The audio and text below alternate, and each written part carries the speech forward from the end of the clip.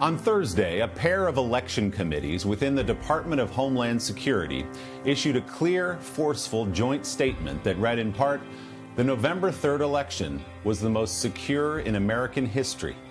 Those words were a direct rebuke to unfounded claims made by the Trump campaign and amplified by the president himself that the election process was compromised and somehow rigged against President Trump.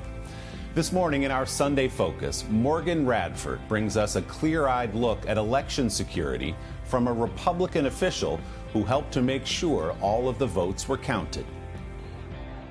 A so-called Million MAGA march on Washington. USA! USA!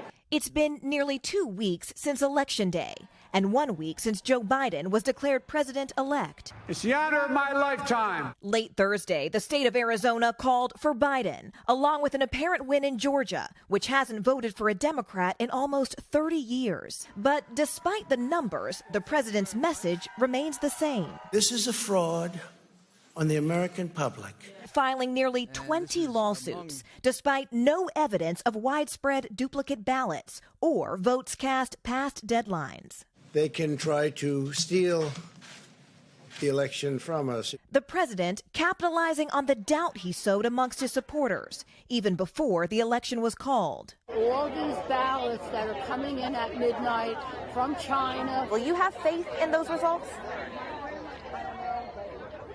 Not necessarily, no. So how secure was this election? And how trustworthy are the results? Our system has issues. We can improve on it, but fraud is not one of them. The fraud that would be needed to cast invalid, illegal votes across several states by the hundreds of thousands is a James Bond-style conspiracy that just isn't possible. In fact, a group of government agencies, including the Department of Homeland Security, announced late last week that this election was the most secure in American history. And still, many members of the president's own party haven't embraced the outcome. And President Trump is 100% within his rights to look into allegations of irregularities. But one former Kentucky elections administrator, James Young, isn't staying silent. James, you are a registered Republican, correct?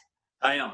In a thread that went viral on Twitter, Young explained that an attack on the election process is an attack on the people who uphold it. It's important to remember election administrators are not partisan actors. What effect do you think all of this has on the country when these questions of voter fraud are raised?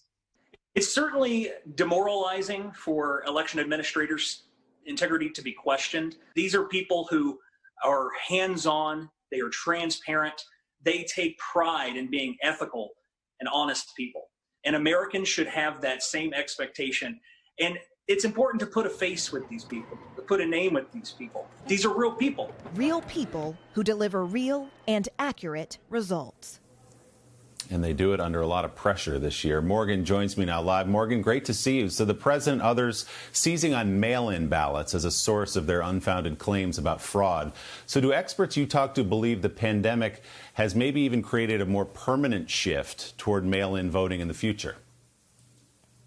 Absolutely, Willie. And frankly, those officials say that voters should trust the mail-in process. Just looking at this past year, more than half of states have made it easier to vote by mail. And that's why those officials also say that this past year gave them hope. It gave them confidence that voting by mail could make up a larger bulk of the voting process, one that could soon become more of the rule and less of the exception. Willie?